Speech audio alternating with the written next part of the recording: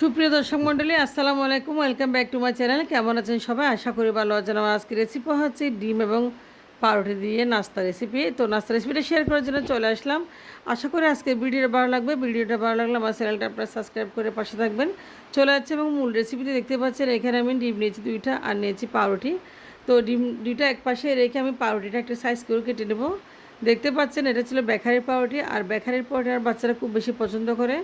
তো আমি এখান থেকে 4টা পিস পাউরুটি নেব। 4 পিস পাউরুটি আমি কুচি কুচি করে একটা ছুরি দিয়ে কেটে নেব। একটা সাইজ করে দেখতে পাচ্ছি আমি কেটে নিচ্ছি। তো ডিম এবং পাউরুটি নাস্তা পছন্দ করে না এমন মানুষ খুঁজে পাওয়া যাবে না, সবাই পছন্দ করে। ছোটো থেকে বড় সবাই ডিম এবং পাউরুটি নাস্তা পছন্দ করে। দেখতে পাচ্ছেন কাটা হয়ে গেছে। এ পর্যায়ে রুটিগুলো আমি একটা সাইজ করে কেটে নিয়েছি। তো একদম ফ্রেশ রুটি না হলেও চলবে। নাস্তা আসলে অনেক মজা। তো অনেক সময় বাসায় পাউরুটি আনা হয়, খাওয়া যায় না। আপনারা চাইলে এরকম নাস্তাটা বানিয়ে নিতে পারেন। তো দেখতে পাচ্ছেন পাউরুটিগুলো কেটে আমি একটা বলে নিয়ে নিচ্ছি। তো একটা সাইজ করে কেটে নিয়েছি।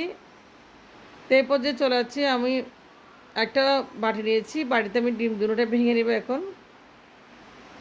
তো ডিমগুলো যদি ফ্রিজে থাকে তাহলে আধ ঘন্টা আগে বের করে রাখবেন, ডিম যেন লো টেম্পারেচারে হয়।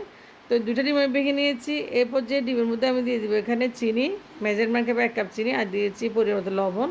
চিনি লবণ যেন গলে যায় সেই পরিমাণ পর্যায়ে আমি এখন হ্যান্ড উইচ দিয়ে ভালোভাবে একটু মিক্স করে নেব। যতক্ষণ পর্যন্ত চিনি গলে যায় না এতক্ষণ পর্যন্ত মিক্স করে নেবেন। দেখতে পাচ্ছেন চিনিটা প্রায় গলে এসেছে। তো লবণ চিনি গলে গিয়েছে। ডিমের সাথে আমি ভালোভাবে হ্যান্ড উইচ দিয়ে মিক্স করে নিয়েছি। তো এরপর যে দিব এখানে 1 কাপ গরুর দুধ। আমি লিকুইড গরুর দুধটা জাল করে আগে থেকে ঠান্ডা করে রাখছি। তো গরুর দুধটা মিক্স করেছি ডিমের সাথে, দেখতে পাচ্ছেন। এরপর যে ডিম এবং দুধ মিক্স হয়ে গেছে, চলে যাচ্ছে চুলায় একটা প্যান বসিয়ে গেছি এবং এরপর যে দিয়েছি আমি কিছুটা ঘি। তো ঘিটা দিলে আসলে পাউরুটির ফ্লেভারসটা খুবই ভালো লাগে, নাস্তার ফ্লেভারসটা। তো ঘিটা আমি ব্যবহার করেছি। ঘিটা যখন গরম হয়ে আসছে আমি দিয়েছি পাউরুটি। তো পাউরুটিগুলো দেওয়ার পর আমি দিয়েছি দুধ আর ডিমগুলো। দেখতে পাচ্ছেন মিক্স করে দুধ ডিমগুলো উপর থেকে দিয়েছি চারপাশে। কাজটা একটু ধৈর্য ধরে করবেন, চারপাশে যেন ডিম এবং দুধ ছড়িয়ে ছিটিয়ে যায় সেবার যে আপনারা দিবেন। দেখতে পাচ্ছেন দুধ এবং ডিমের মিশ্রণটা ভালোভাবে চারপাশে যেন পড়ে সেভাবে আমি দিয়ে দিয়েছি। তো এরপর যে দেখতে পাচ্ছেন ডিম দুধ পাউরুটির নাস্তা খুবই মজা, বাচ্চারা খুব অসম্ভব পছন্দ করবে। তো আমি ঢাকনা দিয়েছি। ঢাকনা দেওয়ার পর দেখতে পাচ্ছেন নাস্তাটার কী অবস্থা। আমি অল্প পরিমাণে আবার ঘি দিয়ে দিচ্ছি।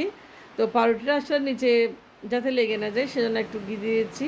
তো আমি একটু উল্টে আপনাদেরকে দেখাবো নাস্তাটা। দেখতে পাচ্ছেন খুব সহজ পদ্ধতিতে নাস্তা বানিয়েছি, দেখতে হচ্ছে উল্টে দেখিয়েছি। তো নিচেরটা খুবই সুন্দর কালার এসেছে। আশা করি নাস্তাটা খুব মজা হবে। দেখতে পাচ্ছেন বাচ্চারা তো পছন্দ করবে, সেটা বড়রাও পছন্দ করবে। আমি এখন সার্ভিং ডিশে সার্ভ করে নেব ডিম এবং পাউরুটি নাস্তাটা। দেখতে পাচ্ছেন নাস্তার টেক্সচারটা খুব সুন্দর, কালারটা খুব সুন্দর হয়েছে। ছটপট একদম 5 মিনিটে চাইলে আপনি এরকম নাস্তা বানাতে পারেন। এরপর যেহেতু গরম একটু ঠান্ডা করে নিয়েছি। ঠান্ডা করার পর আমি একটা ছুরি দিয়ে ভালোভাবে নাস্তাটা কেটে নিচ্ছি। তো আমি একটা নাস্তা কেটে আপনাদেরকে দেখাচ্ছি। দেখতে পাচ্ছেন ভিতরে অনেক জুসি হয়েছে, উপরে অনেক ক্রিস্পি। দেখতে পাচ্ছেন নাস্তাটা খুব সুন্দর একটা নাস্তা। তো আপনারা ভালো থাকবেন। এবার আল্লাহ হাফেজ, আসসালামু আলাইকুম।